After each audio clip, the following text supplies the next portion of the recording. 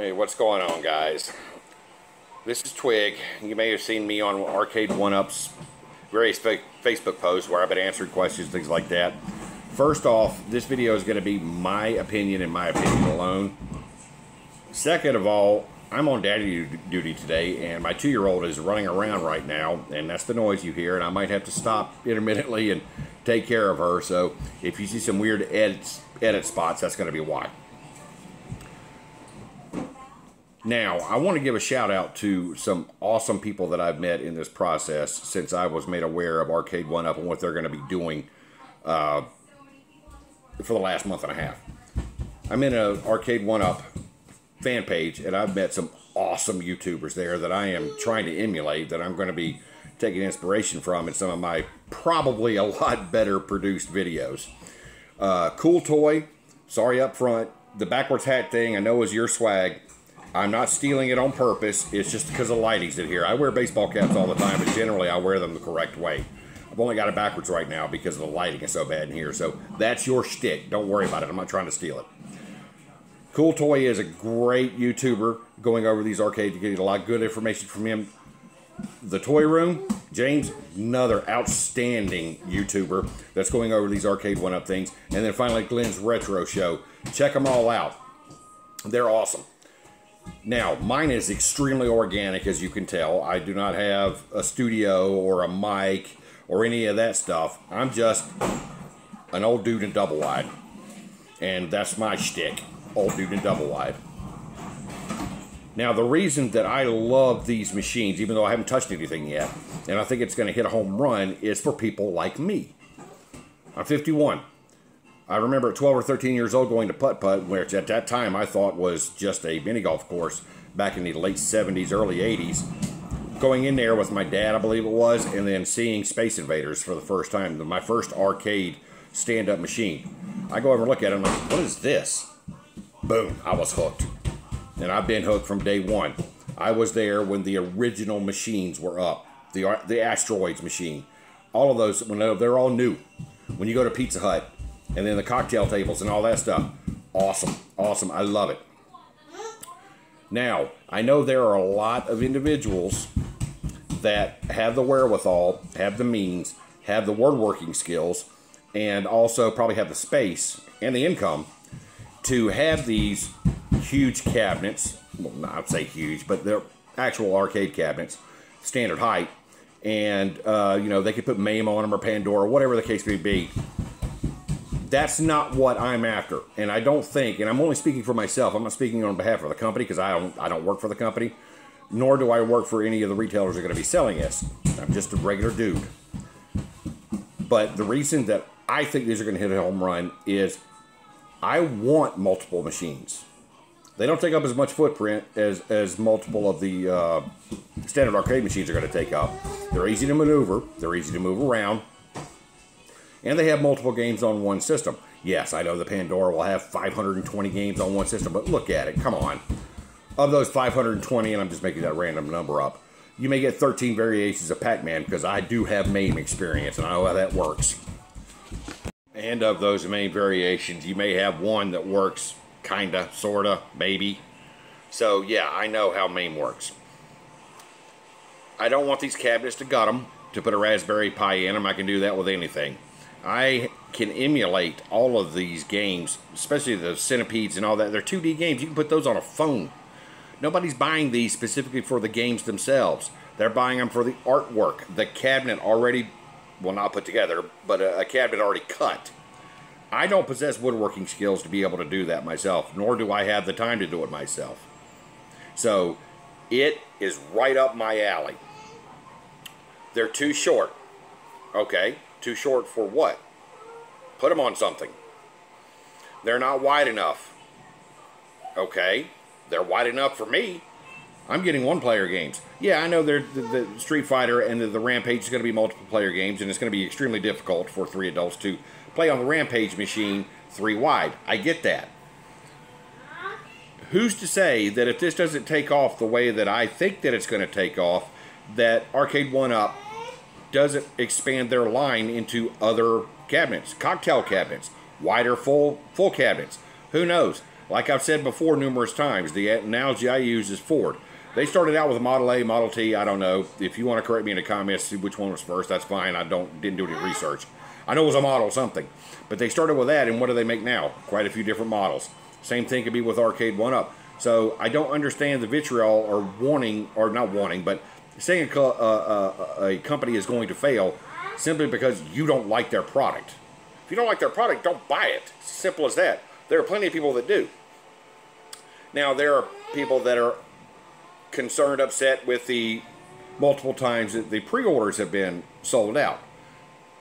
That, I could tell you, is probably due, and again, I'll remind you, this is my personal opinion, is because the company did not expect, nor did the retailers that ordered them, expect this kind of response. This over-the-wall home run response.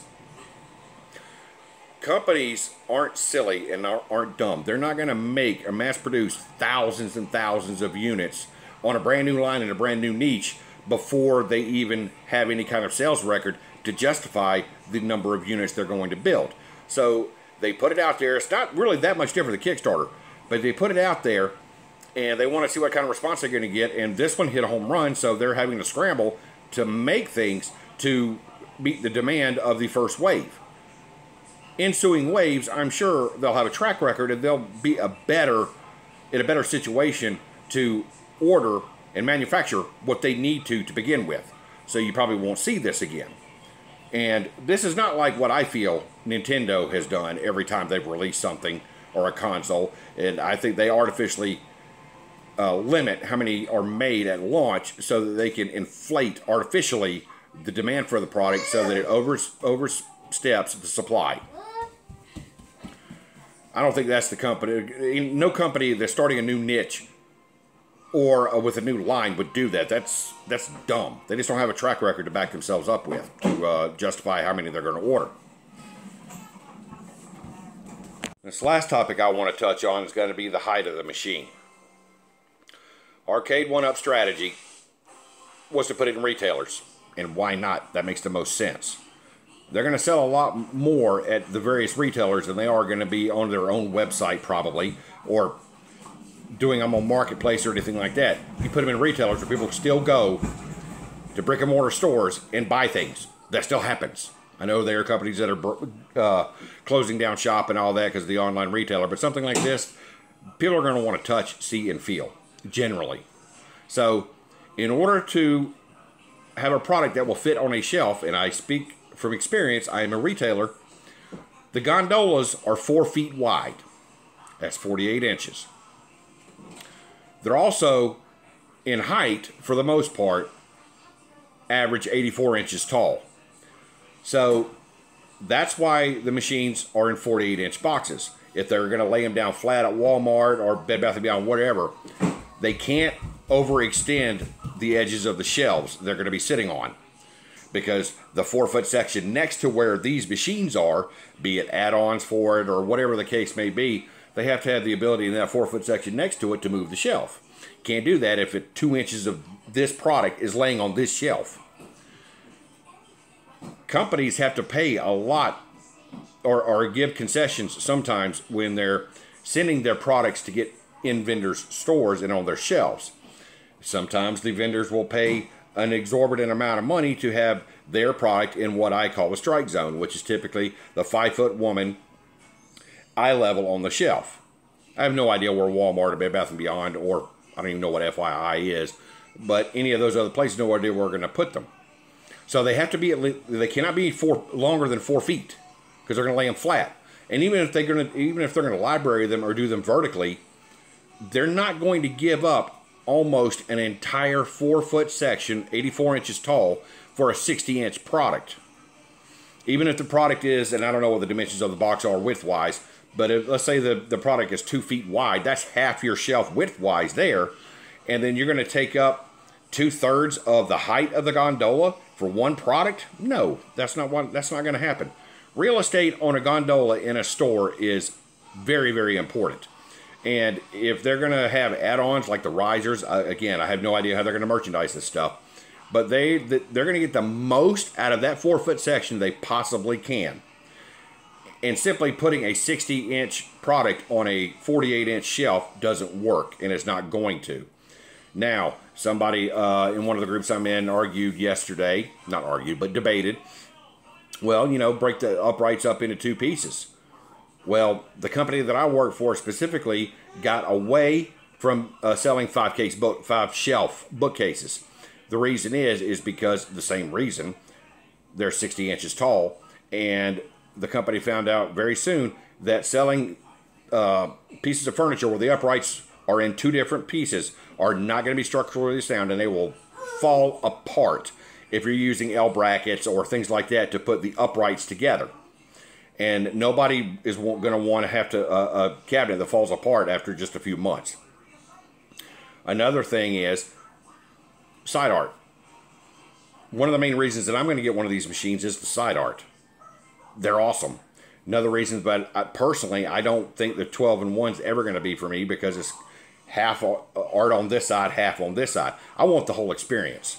That's the whole reason that I want these, and they appeal to me, is that although they're not going to take up the footprint that a standard arcade cabinet does, you're still going to get the same nostalgia. When you get my age and the days ahead of you are fewer than days behind you, you'll understand memories are a lot more important. And the memories of me being a kid and a teenager going into these arcades and hearing the sounds, seeing the cabinets, seeing the side art, that's what I want. That's what I want, and that's the reason that this company is making these for people like me. They're not really geared towards the hobbyist, the backyard Bob is what I call them, that can go out there and make those main machines for themselves in their backyard. You know, more power to them. I'm not saying those things are bad. They're just not what I can do or what I want. I want these smaller machines. If I want 5 of these machines, I'll have 5 of these machines. I'll have 5 machines with side art. I'll have that arcade sound because I'll have multiple sheets going off at the same time. That's just me personally. I have nothing to do with anybody selling these, but I just wanted to put that out there. I am looking forward to September 25th with bated breath. It's almost like a kid at a candy store. Just being able to go and play Centipede again with that trackball on an authentic ROM. Oh man, I'm absolutely ready for it. And that's pretty much it. Just wanted to get that out there. Hopefully the next videos I make of this will be a little more professional instead of this organic thing that you're seeing right now. Although maybe this is my niche, just sitting at my table with my backyard behind me, just telling it like it is. But that's what it is, and that's what I'm looking for, and I cannot wait. See ya.